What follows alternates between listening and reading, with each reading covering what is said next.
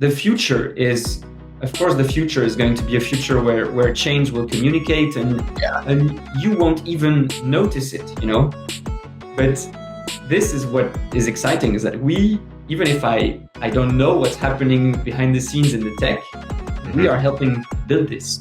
I yearn for that future because I think in the future, ideally, you shouldn't even know what blockchain you're on because it works so seamlessly.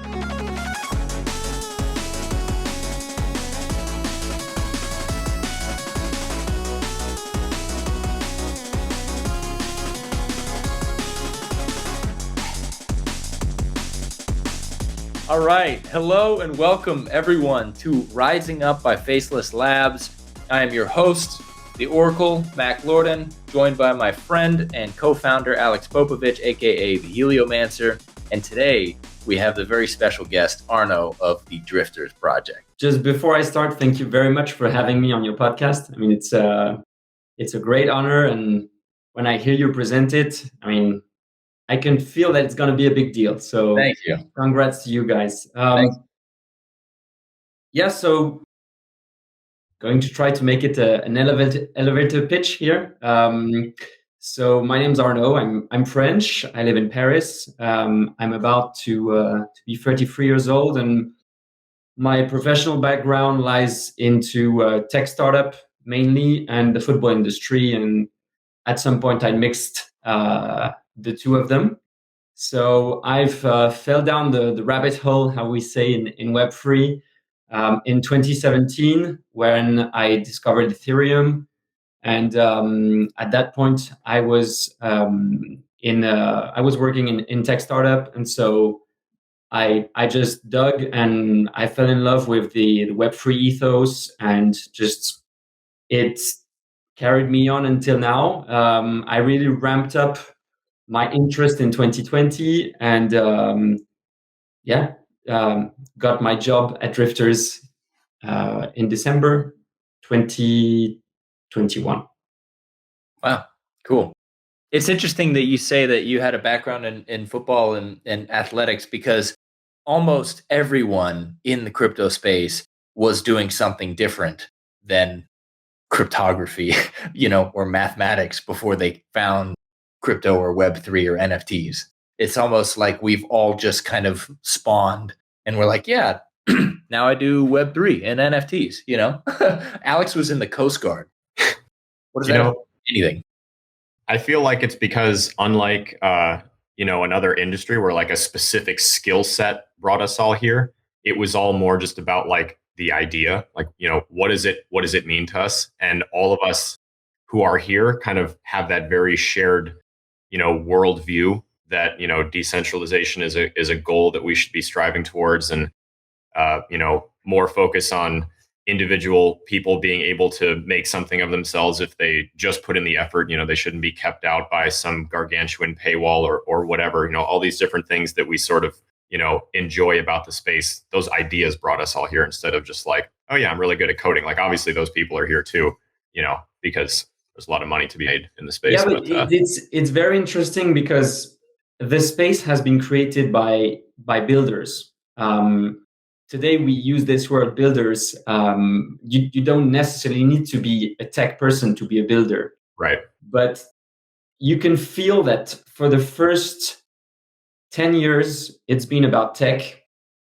But what is going to make this movement, this culture, those possibilities come to life for the rest of the world is not through tech. It's through people with different backgrounds. It's through people that come from various places and not just through tech, So because those people know how to reach out to different audiences and build stuff that is not just tech, real use cases. I'm so glad you said that, because this is one of the things that we talked about when we talked, a couple weeks ago. And the thing that is direly missing, and it's changing in crypto, but is just like you said, is sales and marketing people who know how to talk to other people. You know what I mean? Because in the NFT space, it's kind of a combination of people who can code, developers, and then people who are artists. And I've worked with a lot of artists in the musical sense in the past, and they don't think in terms of like sales and outreach and how to like send your message as much. And developers definitely don't. We have 4 developers on our team, and it's almost like there should be like a Rosetta Stone class for how to like communicate with them, because they're just different. Alex knows what I mean. I'm sure you do too, Arno. But like, it's just a different way of communicating, But like, one thing that I remember liking so much about that talk is like, there needs to be much more people who understand how to communicate in an effective way to send the message that your NFT or your project is trying to accomplish, and even at the high level, like Ethereum, or any of those big names, Vitalik, God love him. He's not a salesman. He's not, he doesn't need it anymore. But anyone who kind of follows in his footsteps, you have to be good at sales and marketing and messaging to be able to sell your product, because otherwise it's not going to happen. Like, there's so many times I go onto a website and I'll see the first page and it'll be like scalable, blah, blah, blah, and then solution. I'm like, well, what does that even mean? Like, if I don't know, nobody knows what it means, Matt. Right. Yeah, exactly. That's what gets the people going. So for the record, it was the same in software sales too. When I worked in software, it was a lot of the same things. You go onto a website and you're like, what does your company actually do? But the ones who are successful are the ones who keep it super simple and stupid. Well, you remember that guy when we were in Miami, and that dude that gave the talk? I can't even remember what protocol he was from, but then he was the one that hosted the party at Nick's apartment. Oh, and yeah. Yeah. Me and you were sitting in the audience watching this dude give a presentation, and he went for like, 20, 30 minutes? Yeah. And I didn't get a single thing from the entire and I listened and took notes. I couldn't tell you at the end of it what they did. I couldn't tell you what they were doing, what the goals were, what they had accomplished so far. And that dude was hosting a party in a multi-million-dollar penthouse, like raking it, like huge protocol, tons of, VC money. And it's like, I guarantee none of those people know what you're doing. You just said a lot of techie words, and like, they're like, yeah, yep, sounds good. For the record, I don't think you get a full vote of being smart if you can just talk about things that no one understands. I think that you get half credit, maybe. You know what I mean? You have to be able to take complex issues and problems and then bake them down and make them simple so that people who don't have their PhD in artificial intelligence, like this guy did, can understand it. But anyways, it all comes down to what problem are you solving. I mean, in the past, when I worked, so I created my own software company working in the wedding industry, so something completely different. But, so I was doing the sales, and it often comes down to shoving the pain of your customer or your client in their face. This is the problem you're solving.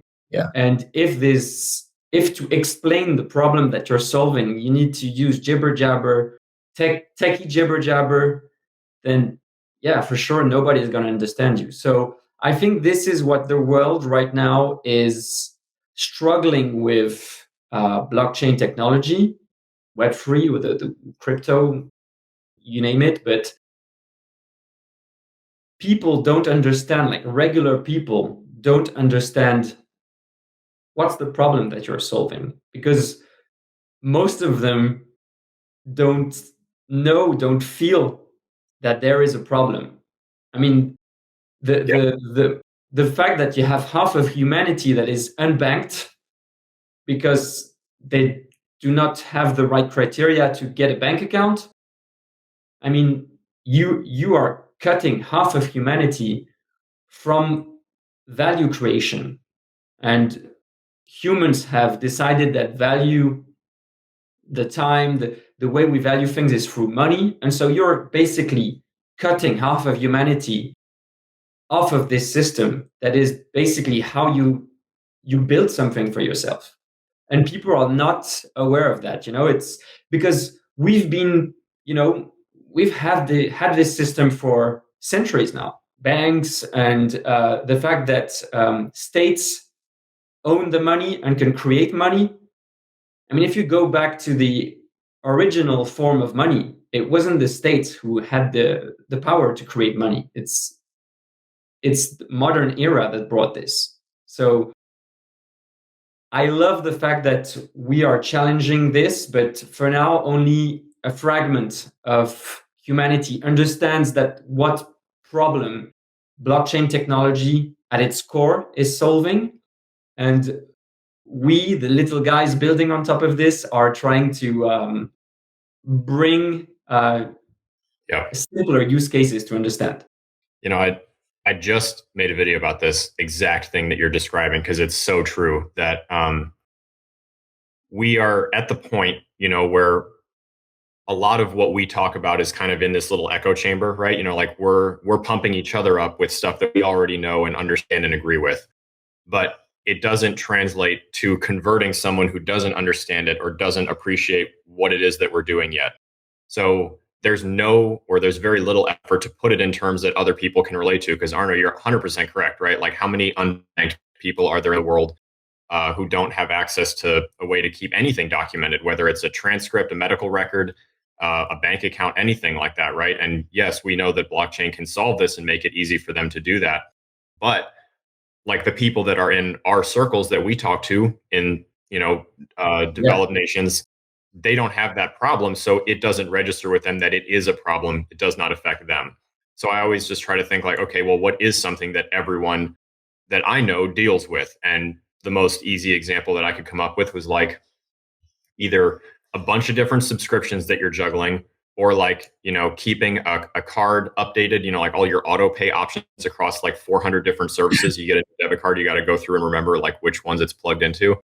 So like that's something that an NFT can solve because you never need to update your contact information. It's always just in the wallet, and whatever wallet it's in, we can see where it's at.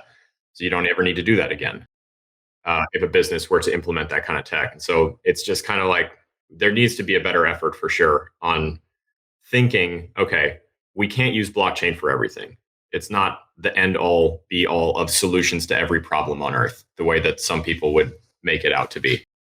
So like, what is it for that one person that you're going to get them to go like, oh yeah, okay, I do struggle with that. I can see that would be really cool if there was a way to make that easier, and then go from there.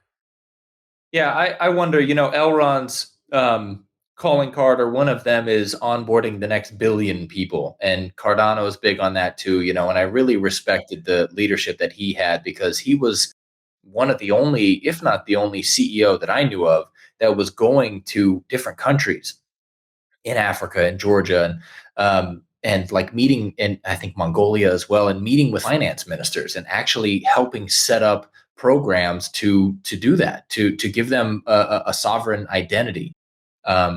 So, I guess I kind of want to ask you, Arnaud, what about what you do kind of gives purpose? What about the drifters or anything that you do in the NFT world helps you kind of contribute to that overall mission of the problems that you just talked about?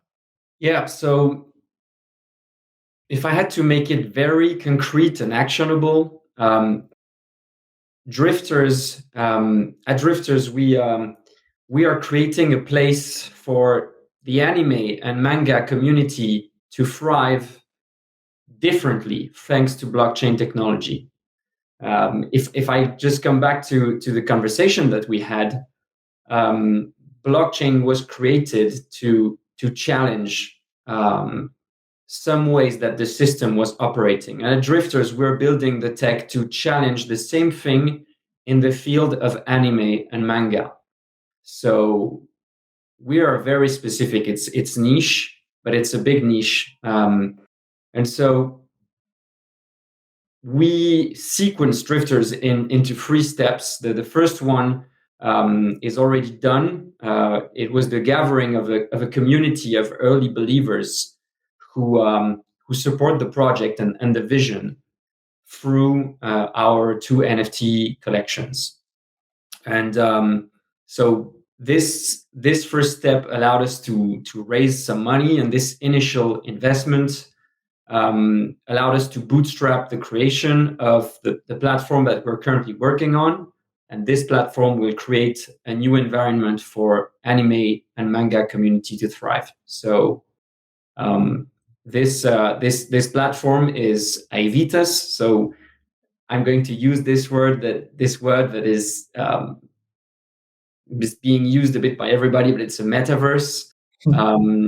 So in essence, it's going to be a place where the manga and anime community will be able to operate differently, create and share value differently, and in the end also create opportunities for creators and fans in this specific community. So yeah, we're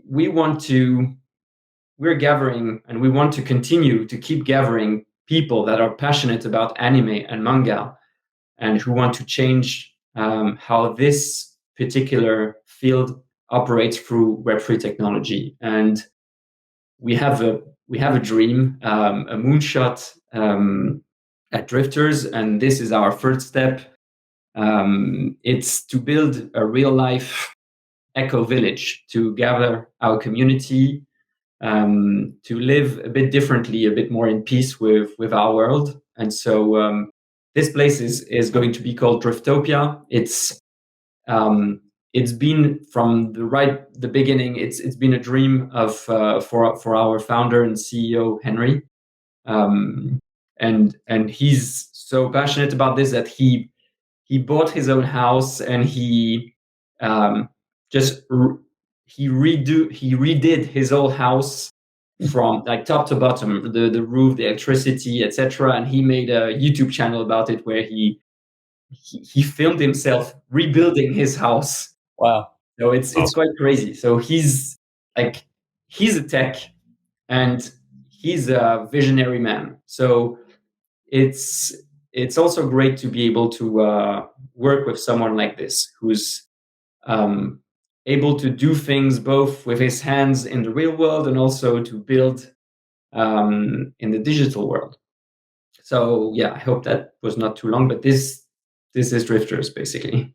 That's great. And can you just go in a little bit more on what Driftopia will look like? I mean, is it something for the everyday holder, or is it a community thing, or what? So if you're talking about Driftopia, the eco village, it's very hard for me to tell you, like honestly today, how it's going to be, because we're not at that point yet. This is going to need resources, and I think one of the most important business skills and skills in your life is focus. Trying to do too many things is the best way to fuck up everything. So this is something that we try to stay true at with Henry and the rest of the Drifters team. Right now, we are focused on Aevitas, our metaverse, and this is already a big challenge. So we are working on this with a professional video game studio. We have 20 people working full time in this studio on our metaverse. So we need to focus on this. So I can't tell you how Driftopia is going to be. I can tell you that we aim at building it on ideals and ethos that are close to the foundation of Web3. That's for sure. But I can't tell you more. Okay, that's fine. I'm so glad you mentioned the 20-person team, because it drives me bananas, and it does Alex too. When we hear of a project that's launching and we're like, metaverse, it's like it's like in Step Brothers when they're doing the boat video, at the end they're like, investors, possibly you, that's how I feel. It's like the same exact energy. It's like, dude, you're not building a metaverse. It takes so many resources and people and man hours and skill to do that properly. And 85 other companies are doing it, and they have a 4-year head start on you. You know what I mean? So, I appreciate that. But the other thing too is that you guys contracted that out, right? You're not doing that.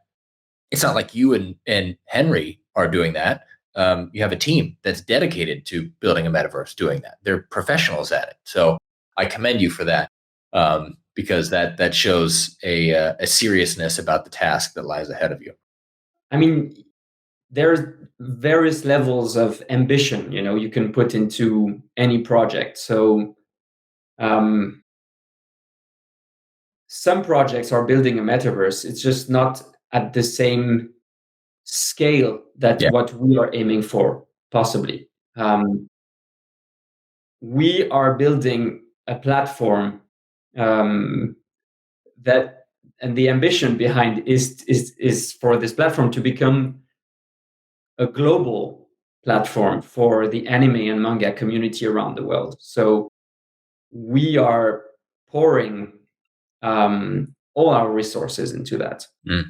And we are very lucky that the initial message was strong and supported by the Elrond community. So we have the resources to kickstart the creation of Aevitas. But to give an idea, we talked with the studio, and our studio is affiliated to Epic Games. So cool.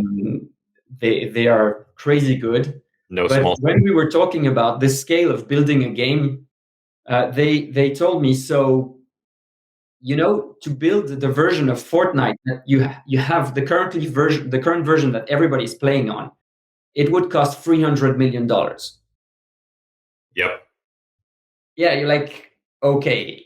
And of course, when you think about the ambition for your project, you're crazy. So you're like, yeah, let's go. But that's why I use the term bootstrapping with the initial money that we had from our NFT sale, because I'm not going to lie to our community and the Elrond community. It's going to take years to build Aevitas. Like, it's taken years to build Fortnite.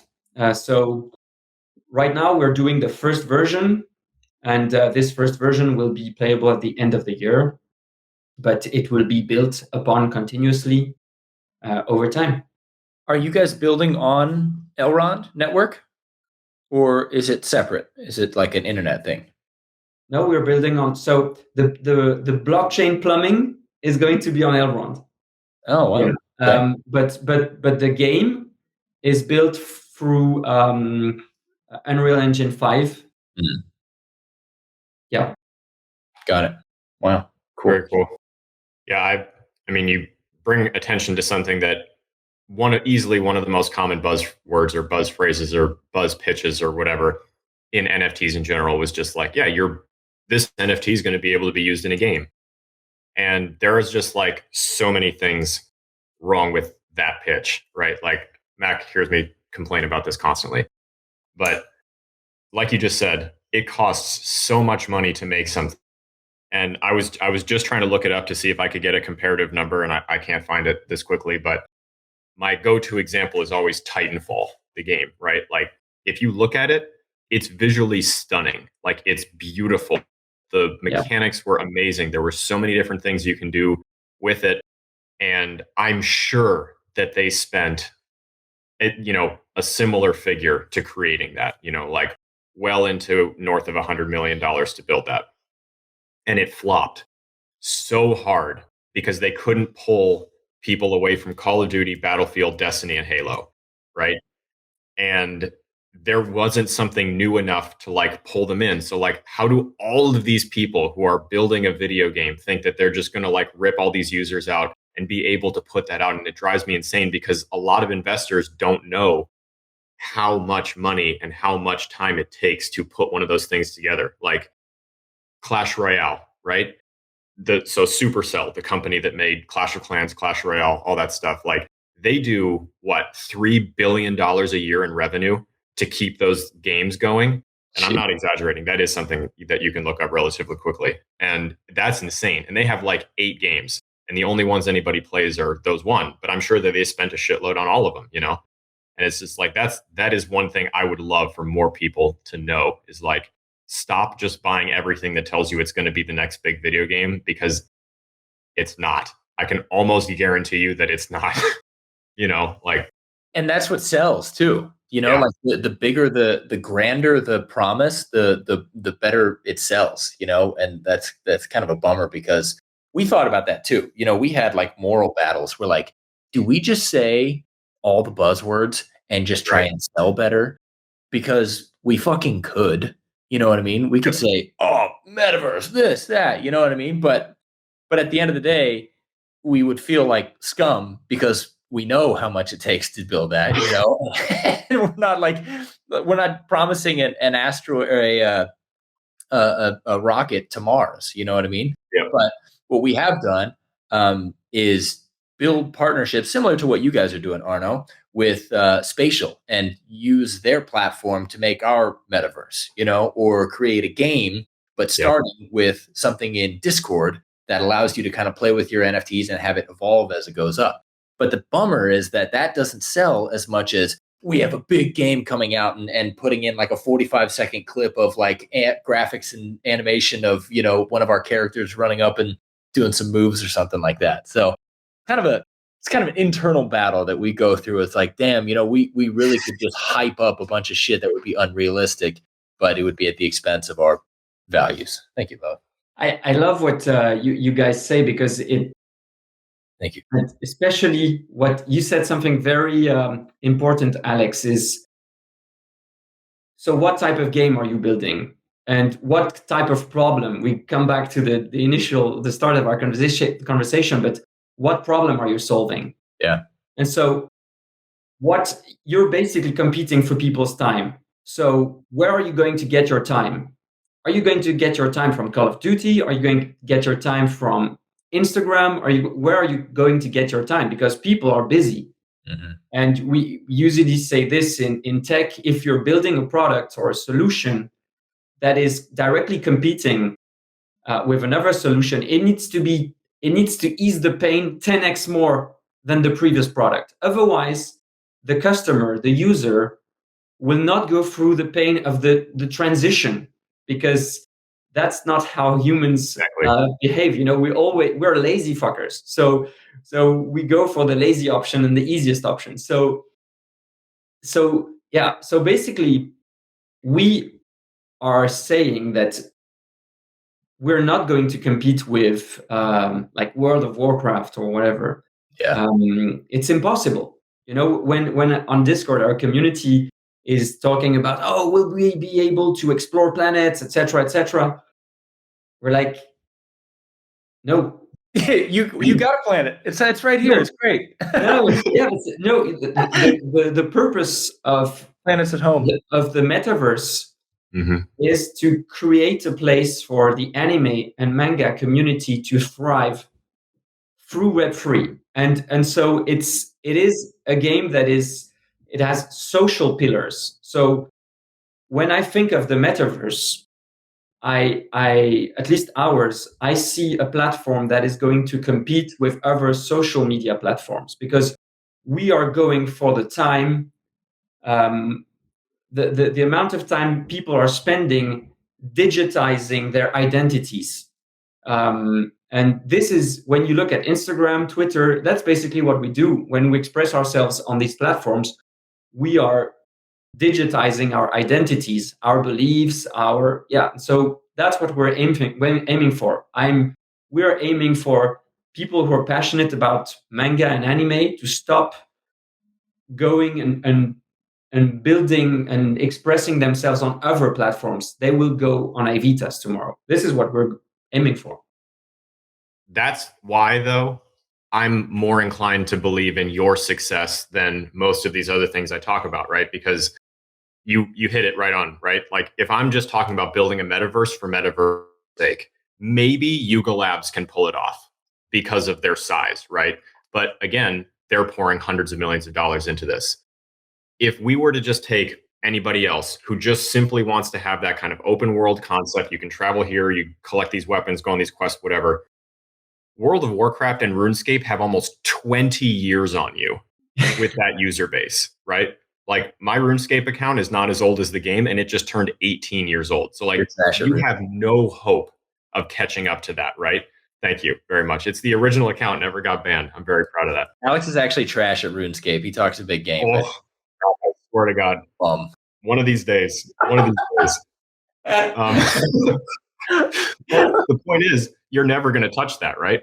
So what's the thing you're adding? And you hit it right on, because, and granted, Mac is more into this world than I am. I'm not a big anime and manga fan. Like, I read Death Note, and that was the only one. I really, really liked it, but haven't explored much. But I can't really think of like a huge social platform that's like geared towards that, right? Like, obviously they have communities on Reddit, they have communities on Twitter and stuff like that. But you said, like, why would I go through the process of learning something new? There has to be a better payoff. And so if it's being surrounded by like more like-minded individuals, it's easier for me to be seen. It's easier for me to like meet friends. People are excited to hear what I have to say because we're all here for the same reason. I'm not like fighting with everyone else to try to get some airtime for my niche. Like on TikTok, I'm sure there's anime TikTok, right? But I have to compete with like everybody else to get there first of all, and then stay there, and then be the big creator or whatever. So, I mean, that's really like, that's what people are looking for. And that's one of those pillars of Web3 we hear talked about constantly, right? Just community. And as much as I am annoyed when people pitch me something that is just like trying to, schmooze a general community, it's true. I mean, that a sense of belonging is something you get in Web3 that we weren't able to really capture that well before. And NFT projects are kind of like, really focusing that like community forming energy into like these hyper specific groups that just instantly get to click with a whole bunch of other people they would have never met and talked to from all over the world. And it's awesome. That's why that's kind of a rambling answer, but I'm inclined to believe that the way you guys are doing it is the way it should be done, And two, there's nothing more tangible than an NFT's culture. You know what I mean? Like when you log in to a Discord or you go on Twitter for, the culture from Bored Ape Yacht Club to Doodles to even on our side of the, pond, if we're talking Elrond apes or Faceless Many or Drifters or whatever, it's so uniquely different between each of those. And I think that's something that NFTs are just amazingly, advanced at, is just kind of like sussing out a culture that can then permeate through the rest of the community and the roadmap and everything going ahead. But yeah, I agree. The anime niche, and when you're talking about focus, like I think we're all here because of a very particular focus, which is because we're on Elrond network. You know what I mean? That was a niche in itself. I mean, we're a niche within a niche within a niche. Yeah, I know. It's like, oh, you haven't heard of NFTs? Well, you're definitely not going to have a clue of what we're doing with our daily lives. Because, you got to know about NFT. You got to know about crypto, then NFTs, then layer ones, basically Ethereum. And then if you can make it to that stage, then you have a chance of knowing what Elrond network is, and then another chance of doing Elrond NFTs. But, the fact that we chose to go on Elrond, you guys started on Ethereum, and then you chose to go to Elrond. It's very reminiscent of the manga and anime vein as well. You chose to take that niche and just drive it in and then expand on that. And that's the same thinking that we had too, because we were spoiled for choice. We could have done Ethereum, Polygon, Cardano, whatever. Everything. The community on Elrond is by far the most fervent. We know that we can be a big player in a small pond if we do that, and it paid off. So you can see that the last few days, and obviously the launch of Cantina Royale was detrimental to not detrimental, critical to the success of this metric. But the last week, Elrond has been always top 5, even top 3 at some point in volume, and NFT sale volume. So it shows, and I pretty much believe in the way Elrond is building. And Web3 is about communities, about caring for people, and you want to, at least I think that the right way is to go for quality before quantity. And this is exactly the path that Elrond has chosen as a blockchain. And yes, there are trade-offs. They make trade-offs in the way they build. But they are building, putting quality before quantity, and this will in the end stand out. It's starting to stand out, but in the end it will stand out. And it's all about, creating your blue sea, the blue ocean. You launch your NFT project on Ethereum, you're in the Red Sea. You have sharks everywhere, there's blood everywhere. It's very hard to stand out. You create your NFT project on Elrond, it's a blue sea. There's less sharks, so more space for NFT projects to thrive. That's why Henry made the decision to move from Ethereum to Elrond, because Elrond was a blue ocean at the time, and it's exactly what we do with the anime and manga. So yes, Henry he's like a library, a living library of anime and manga. But it's also a very smart move because, as you said, Alex, it is a blue sea. There's nobody doing what we're doing.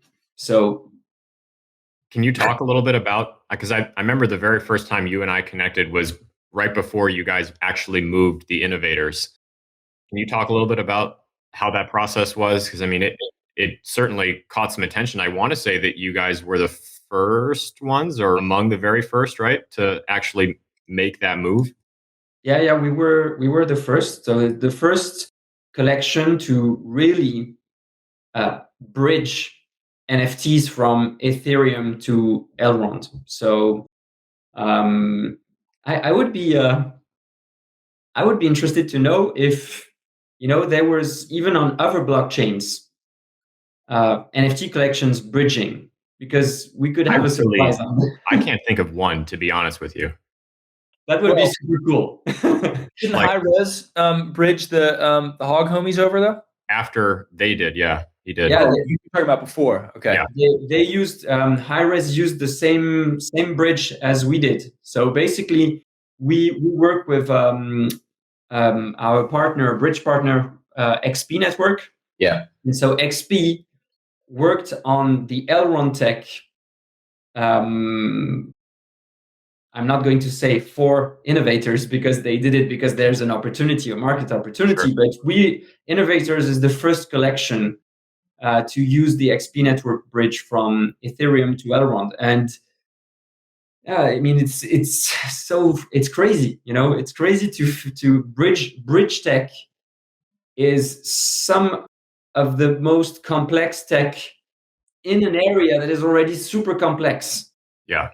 So we have issues with the bridge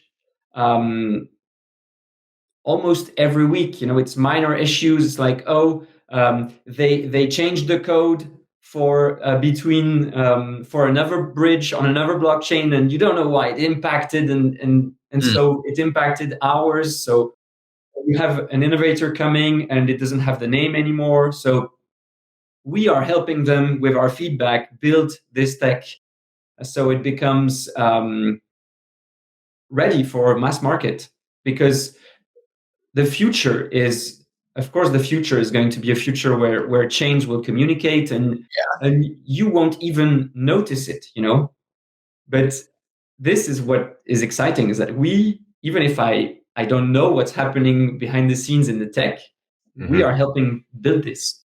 I mean, you took a big step, right, in bridging the innovators over, because there's a lot that goes along with it. You are, like you said, the first one to port a collection from Ethereum to Elrond. And of course, in my head, since I can relate to you a little bit more on, like what it's like to launch something large and be worried about, the way it's going to work or what kind of issues we're going to run into and all that sort of stuff, trying to guess all the problems. Immediately, my head's like, it would have been so much easier for you guys just to take the artwork from the innovators and mint a fresh collection on Elrond and drop everyone who held one, a copy of their innovator, but the ESDT of it. And obviously it would have been great and so much easier for you, but it would not have been quite as impactful because it was just such a big thing. I mean, I remember the lead up to the innovators moving was that was kind of actually when I really started to pay attention to drifters a lot more. Like I'd had one for a while because I thought they looked sweet and you guys were really up there. And when I read it, I wrote this down actually. You guys have like this really simple to understand vision that's easier to get behind because it doesn't sound like you're pulling yourselves in 9 million different directions. But the innovator is moving. I was like, okay, this is like big shit. It's a hell of a story too. You know what I mean? Anytime you go there or you hear about the drifters, you're like, oh, bridging over from Ethereum. Cool. Mhm. You know, you guys are the only one with that badge. And then plus the artwork that at that time hadn't been seen either. We're really kind of like aging ourselves in the Elrond I know. space right now, aren't we? Well, I mean, look at it. I just saw a metric somewhere on Twitter that was how many individual NFT collections there are on Elrond, and it's like in the thousands now. And when we were launching, we were barely in the dozens. 10? Yeah. So like it has exploded in the last, and now I have to remember that it's been 7 months. So 8 months. In dog years is like 13 years. So yeah, it's been a long time. We are Neanderthals. But I think when Arnaud was talking about the interoperability of blockchains that will happen behind the scenes, I yearn for that future because I think that our version of, when I was your age, I had to walk uphill to school both ways, like that's us. We're going to be saying that. Like when I was your age, we had to port shit from one blockchain to another and do all this random, annoying, pain in the ass stuff. Finance wasn't allowed in the US and in Texas, and you couldn't even get anything out in New York. Like all these stories, and like none of that's going to happen in the future. I think in the future, ideally, you shouldn't even know what blockchain you're on because it's so seamlessly behind the scene. Yeah. I mean, I often say to people, because people, when they're trying to understand Web3 and blockchain, they're trying to understand the tech. Yeah. Like, forget the tech. Yeah. Like, when you're using an app, do you know in what type of code it's made? No. Alex says all the time, you don't need to be a mechanic to drive a car. Yeah, exactly. You're just using it. Yeah. And it feels right. And so, but when you think about this and the problem that we have right now about the narrative around blockchain, you know how early we are and how early this space is, because everybody is focusing on the plumbing. Yep.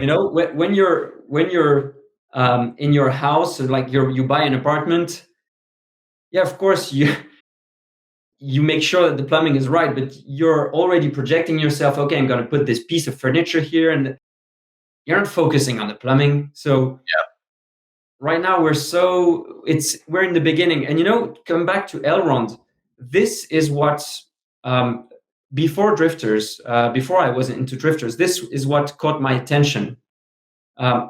If you think about the biggest blockchains right now, you listen to podcasts from the CEOs, the founders, they're all tech.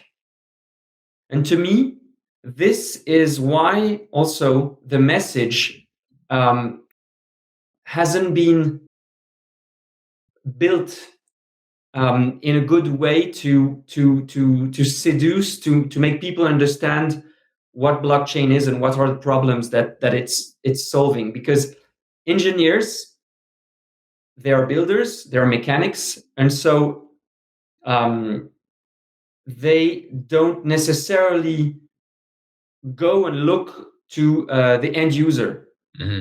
They love the craft, and so their skills are not into understanding the end user. Usually when they build, and that's very interesting, if you listen to a podcast with the Solana founder, with the Avalanche founder, they are both engineers and they're both solving problems that they encountered. Yeah. And so when you hear Benjamin, it's very different because he's not a tech, he's not an engineer. So he is talking to the end user. And to me, that was very refreshing. And so it's kind of you hear all the other and you hear Benjamin and you're like, oh, this is like he's selling the pipe dream, you know, because it's so different. But you dig behind and you actually see that, okay, there's a big tech being built behind. And if you actually go and ask people that are in the space and are not maximalists, they recognize that the tech team of Elrond is really doing something crazy. And so then you just ask yourself, okay, so let's assume that the tech level is equal. Who is going to convince more?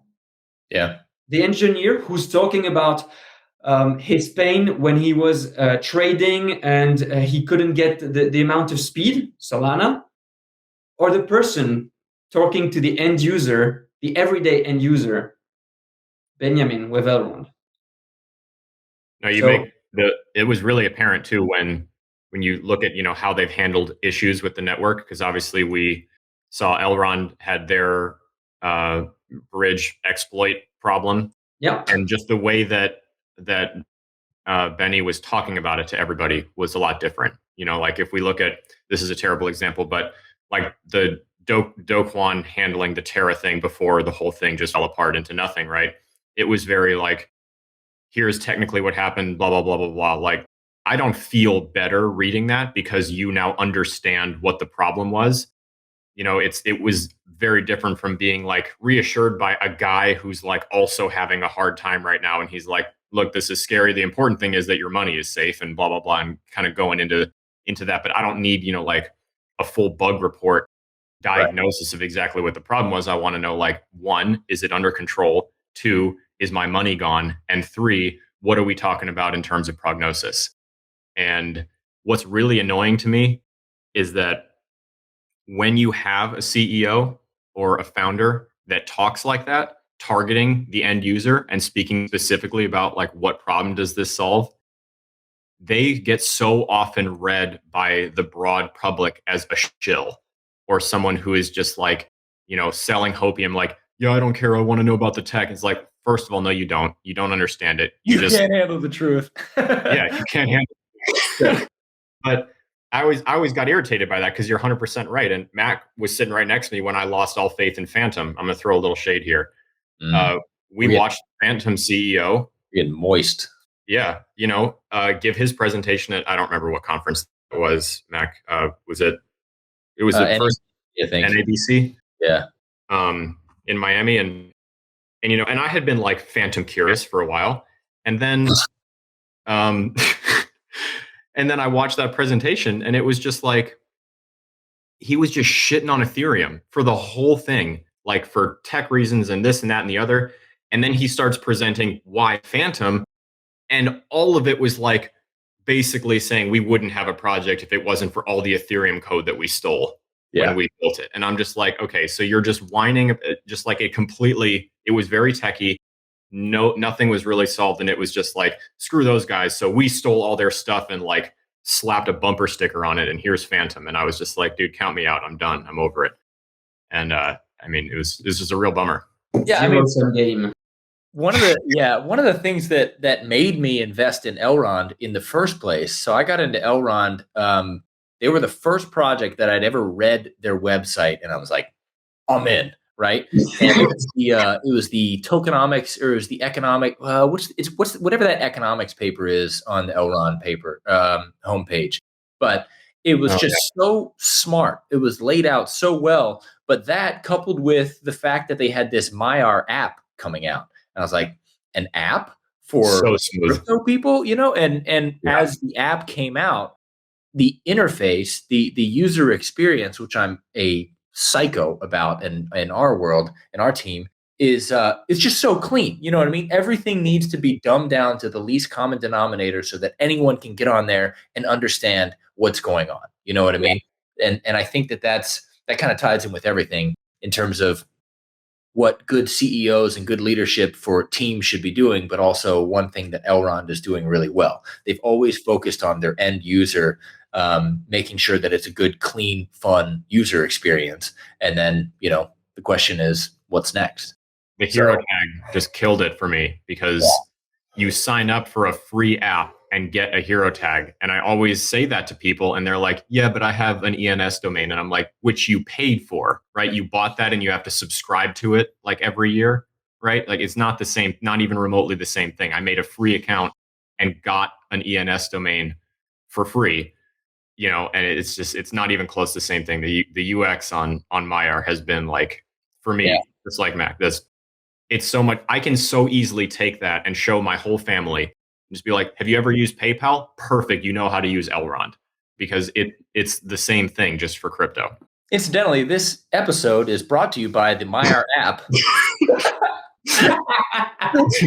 That'd be great. We'll do it in post. We'll see if they can they watch this. Yeah, remind me to email Maiar. Yeah, no, but Maiar is pretty dope. No one can knock Maiar. The staking, the NFT visibility, the wallet. It's all great.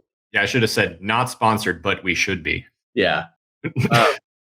So, Arnaud, I wanted to ask you a couple quick questions as we kind of wind down, just to get your opinion on things. One is, what do you foresee as the future of Elrond? Wow. Yeah. Can you be a wee bit more specific? I know you're a fan, right? But if you think that they're going to succeed, then what does that success look like, and what would they have to do that? Success can be measured in many ways. So the way that we all think about is market cap, but I also like the adoption metric. To me, it's the most important is the adoption metric. But Elrond has done something very smart that no other blockchain has done yet, is gear up to become a money transfer platform with trustlessness. So with all the fundamentals of blockchain technology, but Elrond has geared up so that legally they are ready. So Elrond has an approval from the Romanian bank, and the Romanian bank is a European Union bank. So it's basically okay to operate in the EU, and EU has crazy tough regulations. So Elrond is ready to operate worldwide. It's also done a very, very smart move, that is to buy Utrust. Utrust is a crypto payment platform.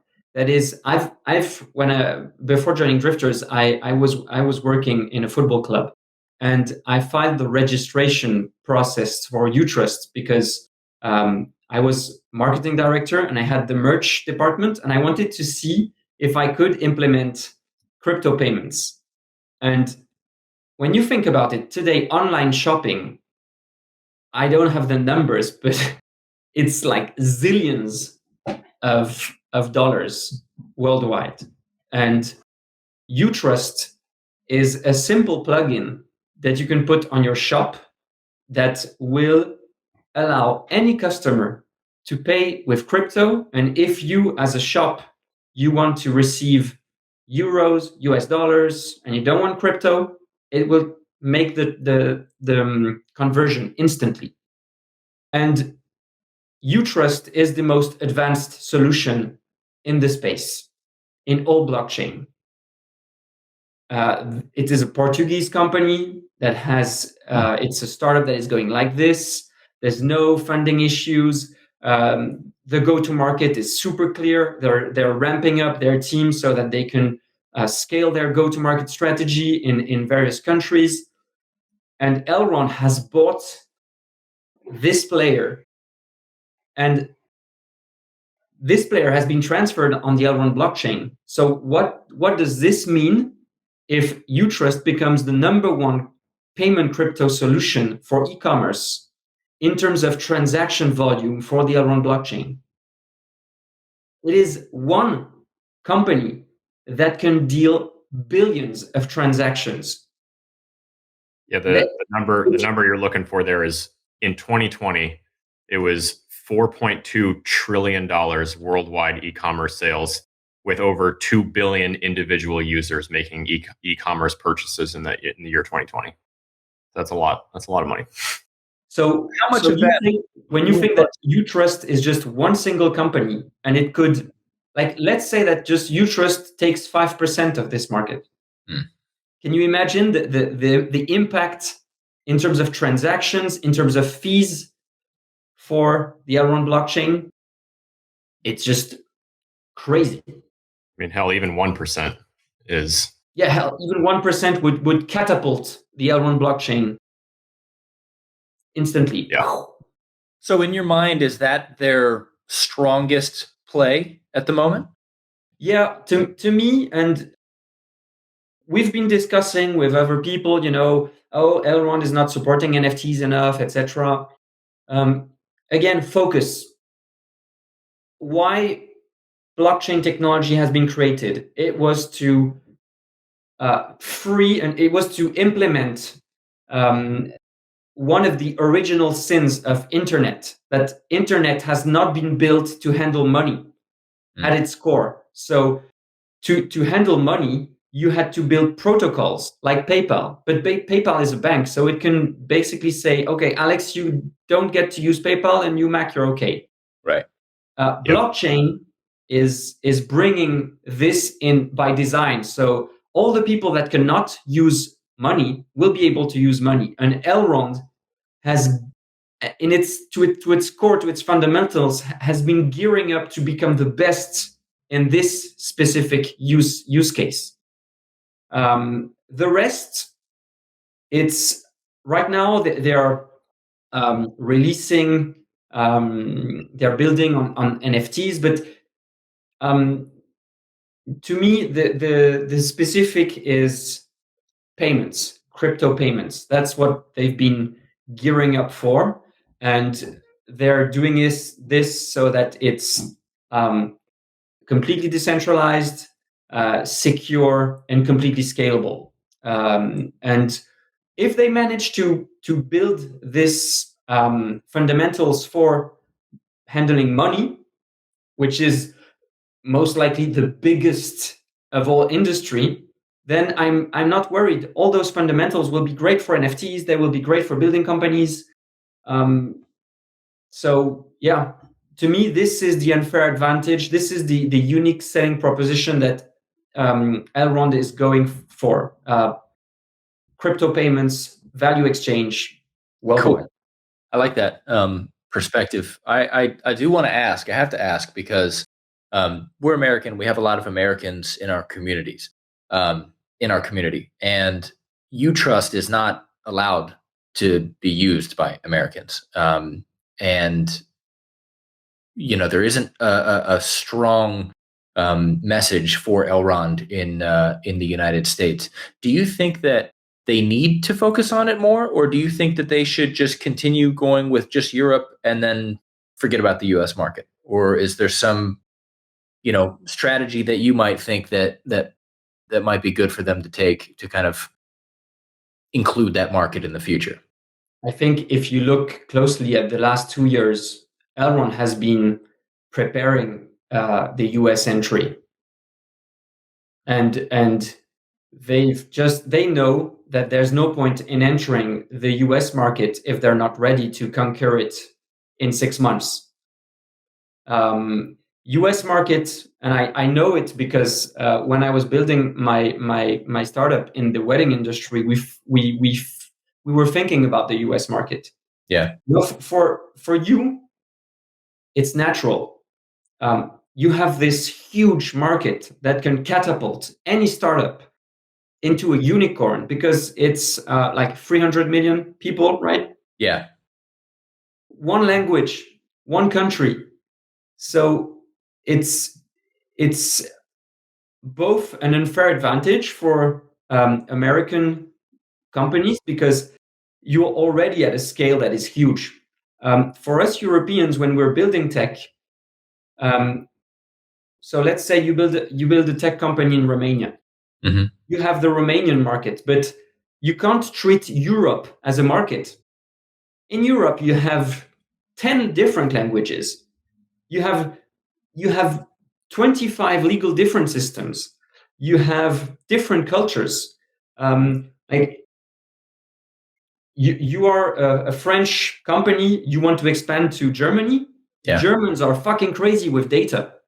So if you're not, so you go there and you're not prepared, you will just not reach adoption.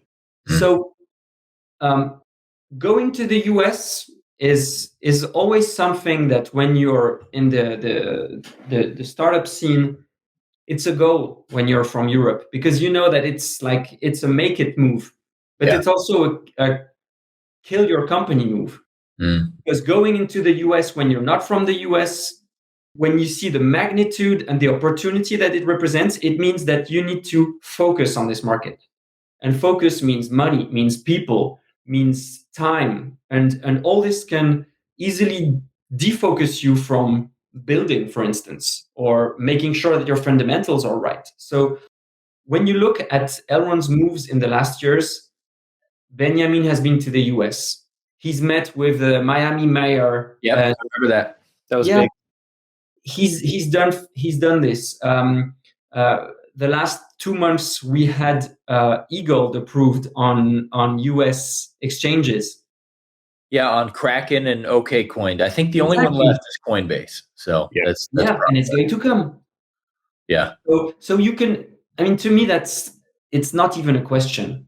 Elrond has been building smartly so that when it enters US, it will be the right time, and it will be to storm the shit out of this country. Yeah. Because it's the biggest market, it's not the biggest market in terms of size, but it's the biggest market in terms of value, especially in tech. Yeah. So you don't go to US because you want eGold to be bought. You go to US because it is the number one tech country, and you want builders to build on top of your blockchain to create new use cases to increase the machine, Big time. And that's what they're doing. So you won't see Elrond stomping in the US before you have a very clean engineer library with all sorts of things in it to help engineers get on board. Yeah. And you see all this is being built. Yeah. Yeah. I remember when we started, we were kind of paving the way ourselves. Yeah, a lot of trial and error for sure. Yeah. Shout out to our devs. I agree. It's a very good way of looking at everything there, Arnaud, as far as why to and why to not. Yeah. And I think really my only, I don't want to say gripe because it sounds worse than it is, but the only thing about Elrond that I just wish was maybe a little bit different was simply the representation of that idea in a little bit more accurate way. And I think the thing on our minds is the NFT marketplace, right? Like, if it's not ready, if this is the date, if the focus is elsewhere because the team is smaller and they're being more careful with their resource, all of those are perfectly acceptable reasons for doing anything. And all you have to do is say that, right?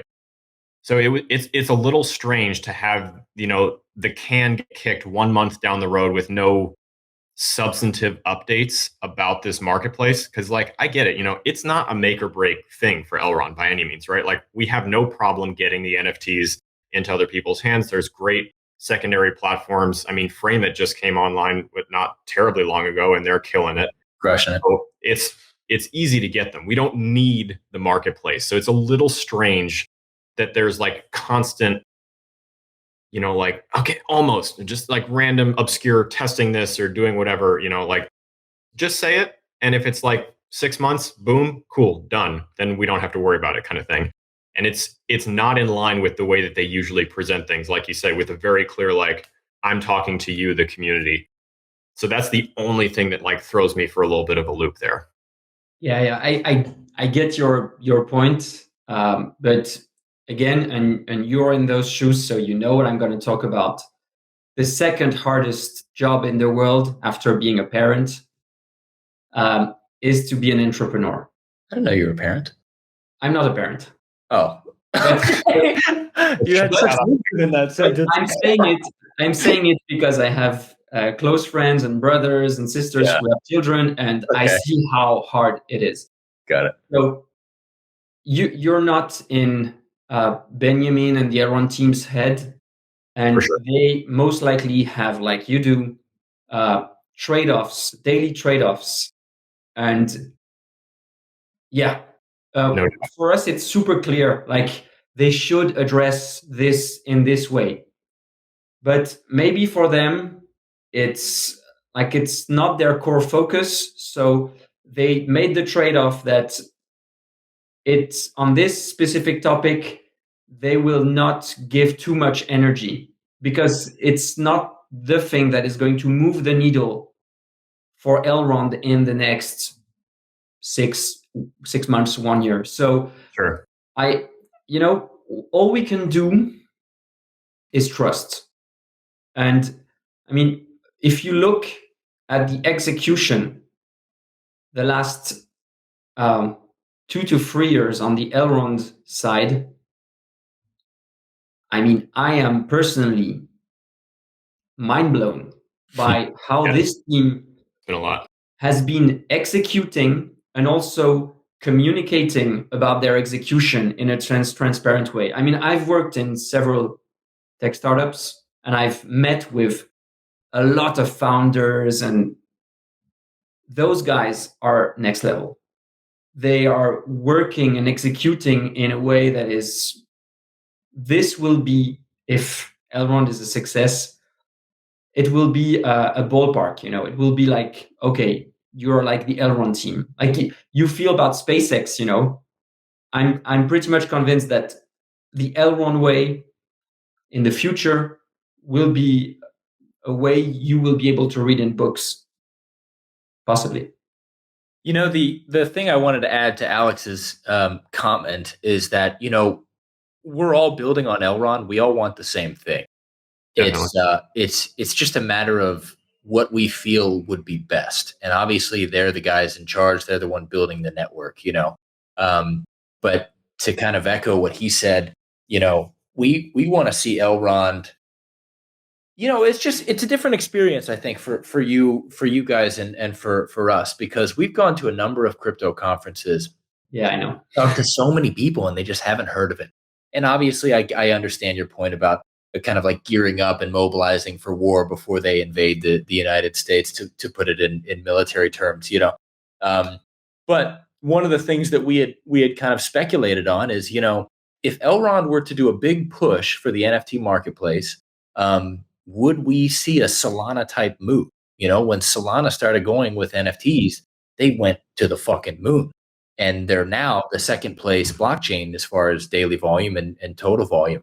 And Cardano's coming up and they're doing a great job. And I don't know. Yeah, I mean, we've talked to the team a number of times. They're all great people. And we love what they're doing. Obviously, it's just we like to give them feedback, at least from boots on the ground perspective, and say, look, we think that we got a good shot at having a really big impact if Elrond kind of positions itself as a major NFT possibility. Because though gas fees are basically a thing of the past on Ethereum, excluding gas wars, Elrond's NFT community is bustling. And if we had look at what Cantina Royale did just from a few tweets from Elrond, so if that were to happen on a more consistent basis, I think we'd be in for something really special.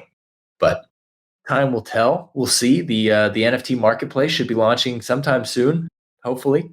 And then when that happens, then we'll be able to say, hey, we were right, or hey, we'll shut up now. But I'm hopeful. I'm optimistic either way. I think that the stuff that Elrond is doing in the EU with UTrust and with the approval from the European banks is really cool. I think there's a lot of big potential for that. So yeah. Sorry. There's just going to say it's an experience unlike anything you could get on something like Ethereum to build a project, because we've DM'd Benny and he's DM'd back. What are the odds that we could whip off an email to Vitalik and get a response? or that he wouldn't respond in some kind of binary code, like, you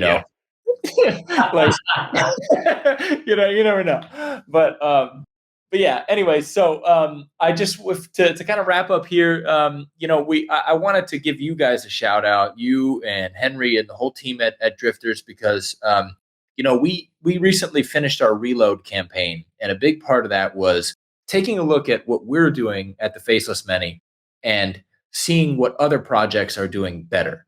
And one of the big projects that we looked at was you and the apes. And we kind of learned a lot from just studying what you guys have done well. And we wanted to give you a shout out for that, because some of the things that we learned from your execution was you guys are the part about us staking and making staking much more of a focus was directly from you guys. The metaverse, talking about it, the sales, and then everything else, just the simplicity of it, and kind of keeping your eyes focused on the future. So my thanks to you guys. I hope you guys keep up the great work. It's a tight-knit community here at Elrond NFT World. So it's great to have you on. And as kind of a send-off, what do we have next for the Drifters, and where can anyone find out more about you or the Drifters or anything else? Yeah. So again, I will end by the same way I started. Thanks for the time you had me on your podcast. I had personally a lot of fun. It was great talking with you guys. So thanks a lot for this. And what's next for Drifters? Well, very, very soon. We're talking about like days. You were talking about it, but we will have our staking coming out. And as you said, we try to make our staking differently. So it's taken a while to build, because we are connecting our staking to the launch of Aevitas, our metaverse. And so we're making it into a storytelled game. So it's not like a simple staking, and it's going to be very exciting for our community to play with.